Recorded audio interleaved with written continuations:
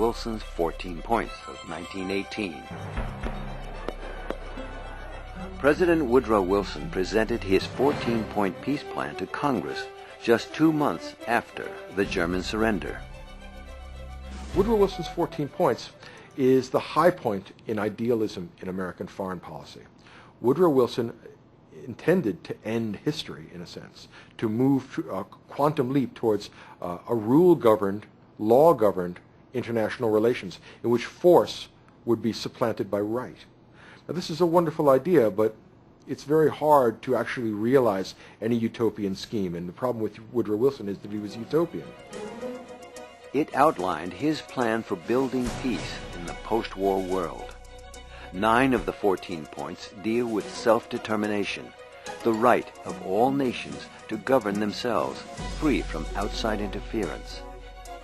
Other points deal with the causes of modern warfare, like secret diplomacy, the arms race, violation of freedom of the seas, and trade barriers. The final point was a key one, the establishment of a League of Nations.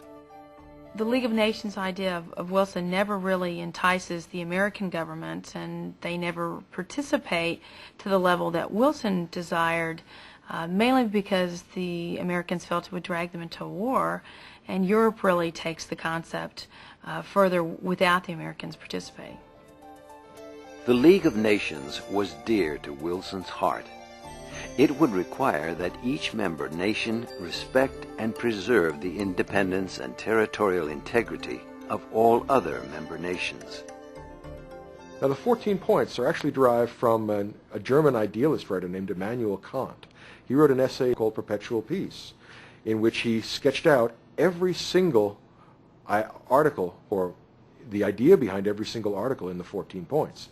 The idea is that each nation should be self-governing and self-determining, that colonies should not be bought and sold between colonial powers, that war should be abolished and arbitration should replace the kind of ultimate resource for resolving international disputes, and that a League of Nations should be created. Kant thought that up at the end of the 18th century. Woodrow Wilson, because he started his career as a professor of politics at Princeton, decided that this was an excellent idea, that what we really need was a greater legal connection between nations, which would essentially erode the authority and sovereignty of the nation state. The problem with the 14 points is not that they perhaps aren't an attractive idea, it's that their attraction is primarily theoretical rather than practical. Most of the nations of Western Europe refused to take seriously the idea of the 14 points. The American people warmly received the 14 points, but it had a difficult time in Congress. The Allied powers' reaction, likewise, was lukewarm. As Clemenceau, the Premier of France, said, "God gave us the 10 Commandments and we broke them. Wilson has given us his 14 points, and we shall see."